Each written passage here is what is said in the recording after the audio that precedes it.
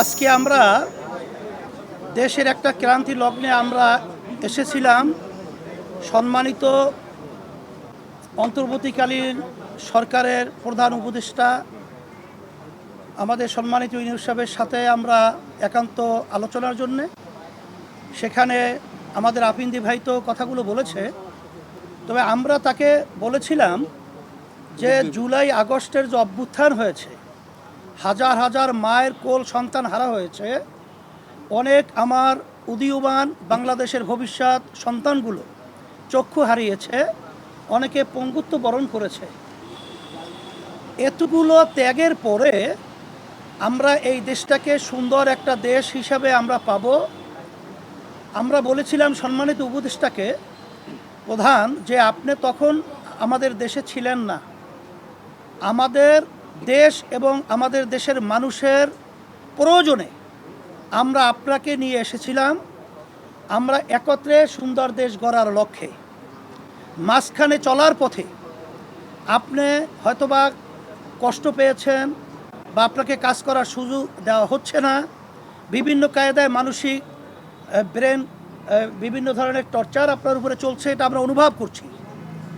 আমরা বলছি যে আমরা যদি যারা নাকি রাজপথে দেশ গড়ার যোদ্ধা রয়েছে, এখানে আমরা জিতলে একসঙ্গে জিতব, ঠকলেও একসঙ্গে ঠকব, কিন্তু মাঝ পথে আপনি রণভঙ্গ দেবেন আর মাঝপথের সমুদ্রে আপনি আমাদেরকে ফেলে চলে যাবেন, এটা হতে পারে না। এই ধরনের চিন্তা আপনার মাথায় যেন না আসে, এইটা আমরা আশ্বস্ত করেছি।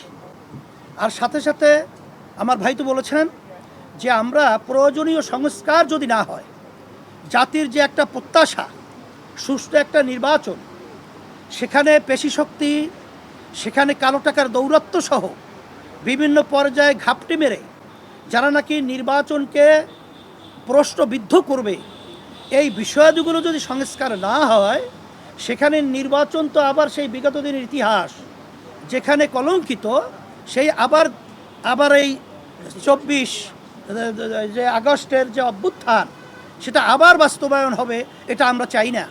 এই জন্য আমরা বলছি প্রয়োজনীয় সংস্কারগুলো আপনারা দৃশ্যমান তড়িৎ আপনারা এটা করবেন। এবং যারা নাকি আমাদের মায়ের কোলকে খালি করেছে, আমাদের দেশকে সন্তান হারা করেছে এবং পঙ্গুত্ব বরণ করেছে, এই অপরাধীদেরকে, ফ্যাসিস্টদেরকে, গুমিদেরকে, খুনিদেরকে আয়নাঘর যারা বানিয়েছে, আন্তর্জাতিক সমস্ত দুনিয়ার ইতিহাস লঙ্ঘন করে এদের বিচার দৃশ্যমান করতে হবে এবং জাতীয় নির্বাচন এইটা একটা পরিবেশ তৈরি করতে হবে। আর সাথে সাথে আমরা স্থানীয় নির্বাচনের ব্যাপারেও আমরা বলছি, এটা যদি আগে হয় তাহলে কালো টাকা এবং পেশিশক্তির প্রভাবটা সেখানে এলাকায় ওভাবে তারা করতে পারবে না, বিধায় সুন্দর একটা জনপ্রতিনিধির একটা প্ল্যাটফর্ম তৈরি হবে, এটা আমরা আলোচনা করেছি। আর সাথে সাথে আপনাদের সকলকে আমরা ধন্যবাদ জানাই এর জন্যে যে আমরা যেন এই দেশ গড়ার ব্যাপারে আমরা সবাই একাকার হয়ে অন্তর্বর্তীকালীন সরকার সহ এবং যারা আমরা রাজনৈতিক জুলাই অভ্যুত্থানে যোদ্ধা যারা আমরা ছিলাম, প্রশাসন সহ সাংবাদিক বন্ধুরা সহ সকলকে আমরা একত্রিত হয়ে আমরা দেশ গড়ার ব্যাপারে আমরা যেন একাকার হয়ে কাজ করতে পারি। আপনাদের সকলকে ধন্যবাদ জানাচ্ছি এবং আমাদের আলোচনা অত্যন্ত সুন্দর ফলপ্রসূ হয়েছে।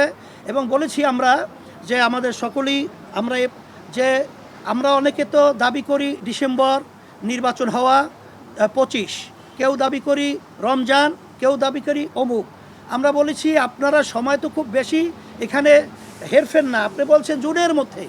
এবং আজকে আমাদের সম্মানিত প্রধান উপদেষ্টা বলেছেন জুনের একদিনের পরেও এই সরকার থাকবে না 2025, এটা আপনারা নিশ্চিত থাকেন। 2026 এটা পরিষ্কার সে বলেছে। তাই সেই হিসেবে আমরা এটা আস্থা রাখতে পারি, বিধায় আজকে আলোচনা খুব সুন্দর হয়েছে এবং আমরা সবাই দেশ গড়ার ব্যাপারে আরও যে আমাদের যে একটা ভয় ছিল, অন্ধকারের মেঘ ছিল, সেটা আল্লাহর রহমতে অনেকটা কেটে গেছে। আমাদের অন্তর্বর্তীকালীন সরকার এবং প্রধান তাকে আমরা সাহস যোগাবার জন্যে আল্লাহের রহমত করে। এবং আমরা আরেকটা কথা বলেছি, যেই বিষয়গুলো বিতর্ক তৈরি হয়, এরকম সিদ্ধান্ত নেওয়ার ব্যাপারে আপনারা আরও সচেষ্ট থাকবেন, আরও চিন্তাভাবনার মাধ্যমে প্রয়োজন হলে আপনার রাজনৈতিক দলগুলো সহ আরও যারা প্রয়োজন আছে তাদের সাথে আলোচনার মাধ্যমে তারপরে এই স্পর্শকাতর যে সিদ্ধান্তগুলো আপনারা নেবেন, এইটা আমরা বলছি।